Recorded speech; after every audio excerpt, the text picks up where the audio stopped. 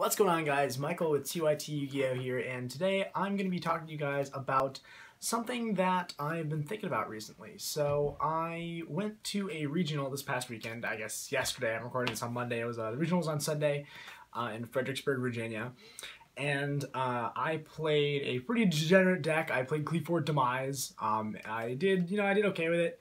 So I was happy with my results. So I don't regret playing the deck. It did what I needed it to do for me. But it actually got me thinking, as odd enough as that is, with that obviously notoriously pretty helmet deck. And that's about this sort of thing. It's not exactly like a technical play concept. More, I don't really know what to call it, like a correct play concept. But I'm just going to call it like threat assessment. And basically like knowing, what you need to address, like what your opponent is doing that you need to address, right? So, obviously, Qliphort Demise plays a lot of traps. One trap I played was Solemn Strike, and I've got a play set right here that I was borrowing. I literally borrowed like the whole deck, but that's another thing for another video. But anyway, so I got thinking about this during one match in particular. I was at like table like 10 or something like that, and I was playing against a buddy of mine who was playing a Burning Abyss Infernoid deck. This is like round 5 or 6, so we were both doing pretty well. And so I go first, and I have like a tribute summoned Stealth, Qliphort Stealth on the field, and I have like set Solemn Strike and a set Vanity's Emptiness. So like that's obviously like a really good opening, and like I figure I just like have game because I knew he was playing like a BA deck and I had Emptiness. Like, whoa, what are you gonna do, So basically he goes and activates Skarm's effect in hand to summon. And I was like, well, I can't let that resolve, I guess. And I don't want to be the Skarm switch in the end phase, so I just went ahead and Solemn Striked it, right? Then he normal summoned Inferno and Decatron, and then sent Petrulia, and then killed my Emptiness, and then went off and Black Rose my field, so I had like no cards, and yeah, he killed me.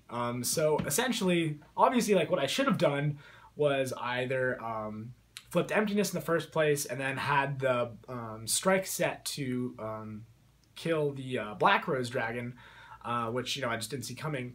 But I didn't really realize that at the time. So this got me thinking, like, well, how was I supposed to know that he was going to have the Black Rose Dragon, right? But then it occurred to me that like that's not actually the thing that I need to be thinking about.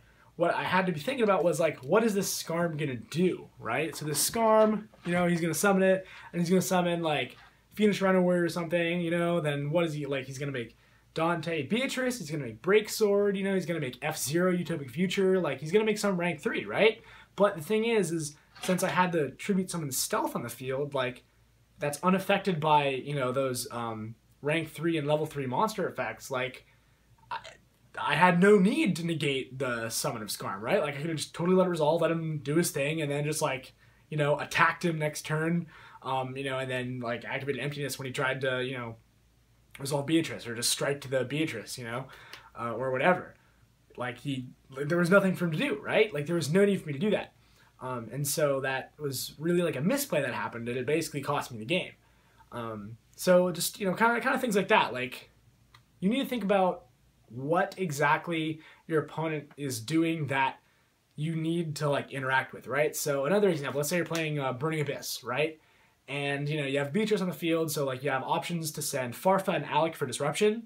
Like if your opponent is is playing some like rogue deck that just like has to like if your opponent's playing Despots, right, and he has to like kill you by battle with Despot 4, like I mean that's fine, really. Like there's not really a whole like a huge point in negating something like the attack of a Despot 4, because like it's fine. Like you're just gonna summon Purple Dante and like plus and then rip cards from their hand and stuff like that.